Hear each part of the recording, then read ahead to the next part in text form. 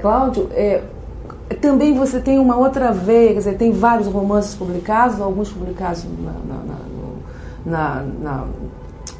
na Espanha, na França, né?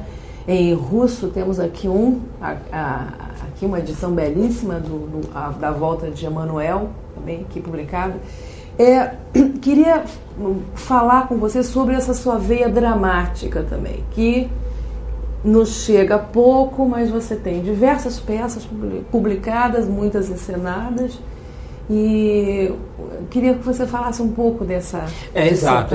O teatro, o drama, o teatro, é uma coisa curiosa. Eu depois andei pensando por quê, porque na verdade eu tenho umas 5 peças, talvez, publicadas, encenadas, algumas encenadas, como Suplício Frei Caneca, encenada, sempre está sendo encenada e tal, com algumas reedições, mas eu depois fiquei pensando por que essa preocupação e verifiquei que porque o drama também, o do teatro, é uma maneira de se contar uma história. E eu tenho muito essa coisa, eu gosto muito de contar uma história, né? Então eu acho que o teatro é também uma forma de se contar uma história como você conta no romance e tal. E, ora, o teatro me chama muito, é um gênero que me chama muita atenção. Eu tenho umas 10 peças, algumas delas estão inéditas em livro, né? Muitas delas estão inéditas em livro. Nenhuma infantil, né? Tem inclusive Brincantes de Belo Monte. Tem uns 2 textos destinados também a adultos de 8 a 80 anos, né? Infanto juvenil, pode ver. Como o Brincantes, essa história do circo, Brincantes do Belo Monte e Somba, o menino que não devia chorar, são temas assim voltados para essa. Agora, o teatro me encanta por isso, porque o teatro é um acontecimento importante, porque para que haja teatro não é necessário que apareça o texto, é preciso que apareça o encenador ou o diretor, não é?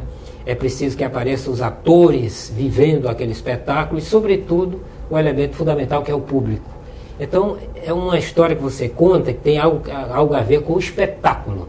É uma coisa que acontece, que é viva, é irrepetível. Não é? Mesmo que toda noite você vai ver a mesma peça, como eu já tive a oportunidade de fazer isso, né? Com algumas peças minhas.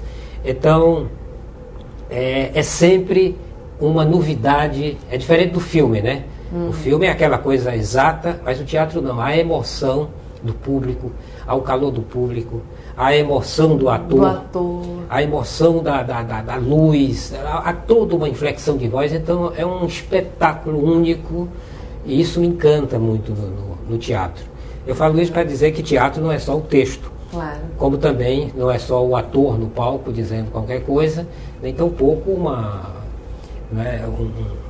se pode deixar de lado todo, digamos assim, o gênio, o talento, não é, digamos assim, a estética de um diretor, de um encenador. Então é uma coisa, é um somatório de artistas, né, eu acho muito bonito. Daí a minha paixão pelo teatro, porque eu verifiquei que, por exemplo, você conta a história num romance, você escreve um romance, como este romance aqui, que é um romance de imaginação e tal. Então você cria simplesmente, na hora da leitura, um elo com uma coisa singular, não é? Com um leitor. E ele também cria o seu universo próprio, porque cada leitura é um acontecimento, mas é uma coisa, não sei se eu estou me fazendo entender, mas o teatro é uma coisa aberta que se realiza, né? Um somatório de experiências, de pessoas vivendo aquele espetáculo. Enquanto que a leitura também não deixa de ser um grande espetáculo íntimo, né, reservado e tal. Mas é uma coisa diferente. Mas elas convergem para a história. No meu caso, eu gosto porque também estou contando uma história. Uma história, né? E, na verdade, você lê a peça também. Tanto que você transforma as peças em livros, né? Quer dizer... são leituras diferentes. Né? Que não deixa de ser também, a gente tem que reconhecer que é uma coisa restrita, né? Em termos de público, pouca gente lê teatro. A gente tem que reconhecer que você publica um livro assim de texto e o grande público mesmo vai ao teatro. Mas para ler é uma coisa mais já específica. Mas também não deixa de ser um acontecimento importante na leitura, né?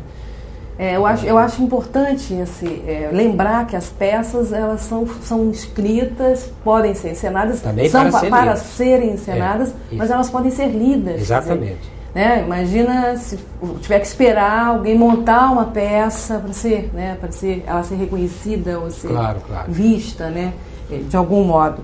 Agora você está lançando, queria falar um pouquinho sobre esse seu lançamento último, que é o Comedor de Sonhos. São contos. O que me impressiona na sua obra é a diversidade, a qualidade também, porque a diversidade muitas vezes não quer dizer nada, né? Mas é a qualidade do seu trabalho, né?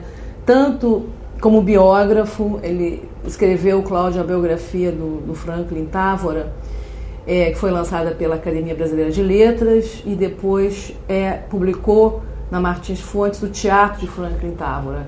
São trabalhos preciosíssimos para a literatura brasileira.